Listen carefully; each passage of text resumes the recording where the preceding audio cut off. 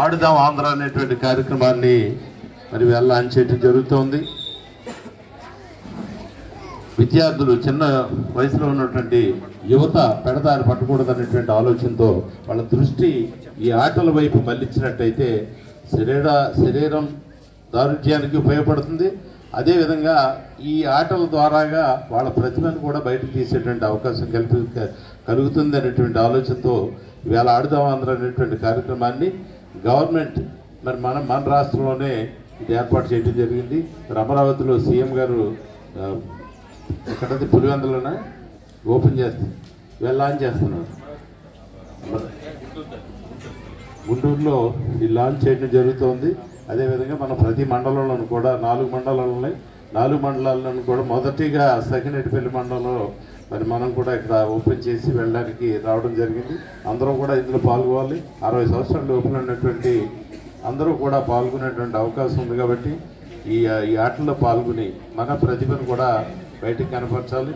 అలాగే ఆహ్లాదకరమైన మనసుకు కూడా ఒక రకమైనటువంటి సంతోషాన్ని కలుగజేసేటువంటి ఈ కార్యక్రమంలో పాల్గొవాలని చెప్పి అందరినీ కోరుకుంటూ, అలాగే ఈ కార్యక్రమాన్ని ఏర్పాటు చేసిన రాష్ట్ర ముఖ్యమంత్రి వర్యులకి ధన్యవాదాలు తెలియజేస్తూ, అలాగే ఈవేళ ఇక్కడ చదువుతున్నటువంటి పాపకి హార్ట్లో హోల్ ఉందని చెప్పి తెలియడంతో అది ఆపరేషన్ నిమిత్తం మొన్ననే కొంతమంది సోదరులు విద్యార్థులు కానీ విద్యార్థి నాయకులు అందరూ 10,000 రూపాయలు వసూలు చేసి ఇవ్వడం జరిగింది.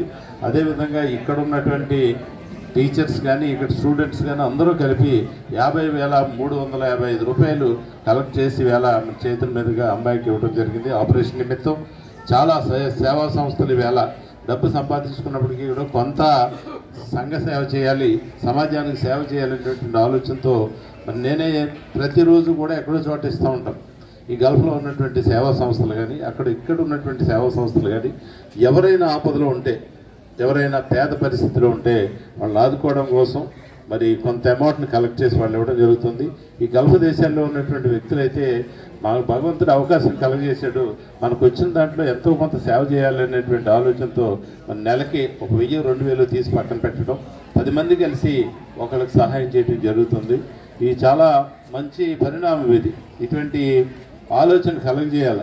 ఎందుకంటే ఒక్కడు ఏదో సేవ చేయాలనేటువంటి ఆలోచన ఉంటుంది కానీ ఒక్కడిగా చేయలేడు. 10 మంది కలిస్తే అది 10ంతలో అయ్యి అందరికీ ఎదుటివానికి సహాయకరించిన అతనికి ఉపయోగపడినా మరి అటువంటి కార్యక్రమాలు చేయడానికి అందరూ ముందుకు రావాలి. చాలామంది కూడా ఇవాళ ముందుకు వచ్చే యువత అంతా కూడా సేవాభావంతో పనిచేస్తూ ఉన్నారు. సంతోషం. అందరికీ కూడా ధన్యవాదాలు తెలియజేస్తూ ఆ పాపకి ఆపరేషన్ జరగాలని మన అందరి ఆశీస్సులు, ఇక్కడ ఉన్నటువంటి టీచర్స్ కానీ పెద్దలు కానీ రాజకీయ ప్రముఖులు కానీ అందరి ఆశీస్సులు కూడా ఆ పాపకు ఉంటాయి.